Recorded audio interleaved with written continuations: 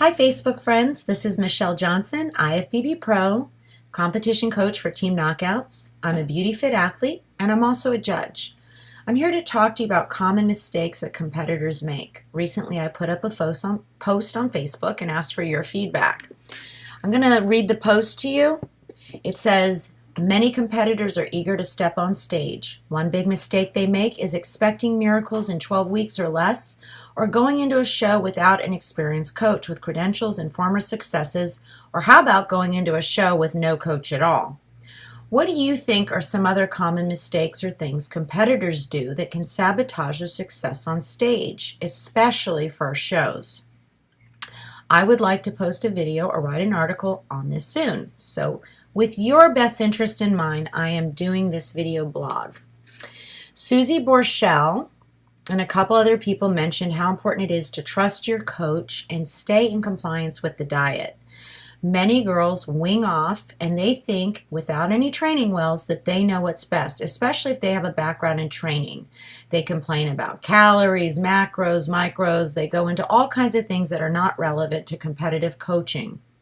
Now, I'm not saying that they're completely unrelevant, but at different phases, your body needs different things, and to try to keep up with the rotation of a competition diet, which is called a zigzagged approach, you're going to have a very hard time counting those calories, macros, micros, the whole deal, especially if you have no background or experience. And even a competition coach, with all the clients they may have, if they're a good one, is going to have a hard time keeping up with that as well. The diet should be changing weekly or bi-weekly, depending on where you're at. I do bi-weekly check-ins, and 1 month out from showtime, I do weekly check-ins. The reason I do this is so I can keep an eye on your progress and your water levels and make necessary adjustments to your diets and training as needed. I can't predict what's going to happen ahead of time because I need to see what's happening, and that is progress, and that's how I develop my next steps, is by what I see in the way of your progress.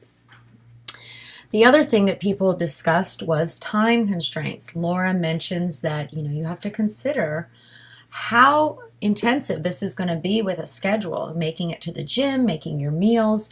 If you're in school, you have a lot of children, demanding job. Competing may not be right for you until you can make time for these things.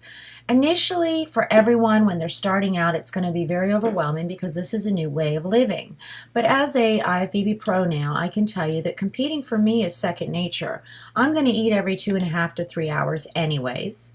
I'm also going to be training at least once or twice a day, even if I'm not on a competition prep. So it's not a big adjustment for me. But if you're going from 0 to 100, you have to understand that it's going to be very overwhelming.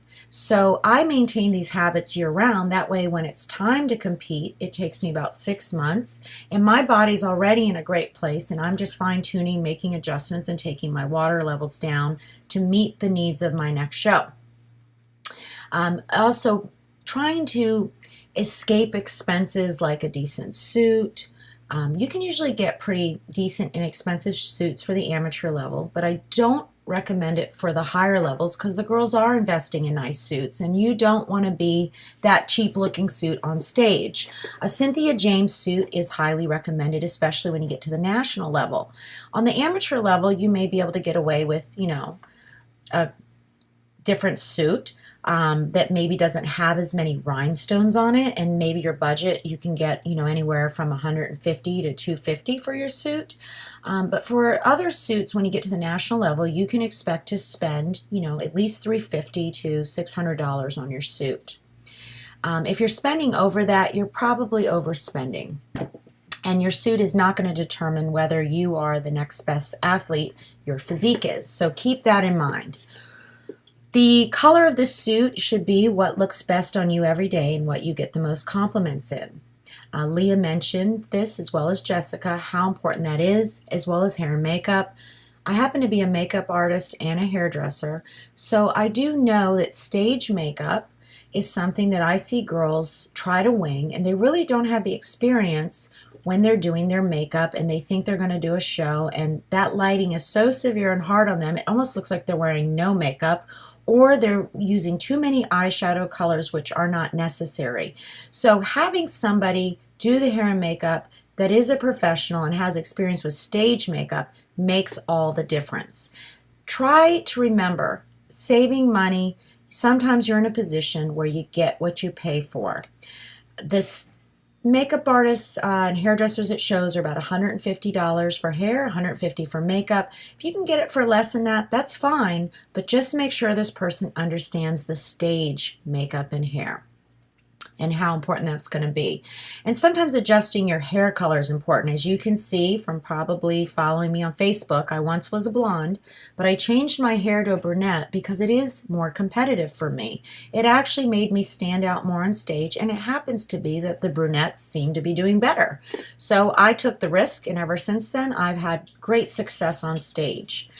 I also tend to go with more pastel colors for my suit, or a little lighter than a dark color. For me, that's the best fit because I'm a spring and I tend to do nicely in spring colors. So even on stage, those spring colors look really good on me.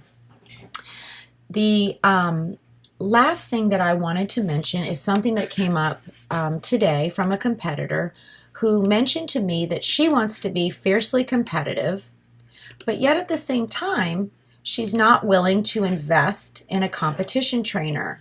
She feels that she knows what she's doing, but yet she really isn't clear on the criteria and is seeking feedback. So how can you go into a show with no experience with how to successfully compete, or why would you want to do that?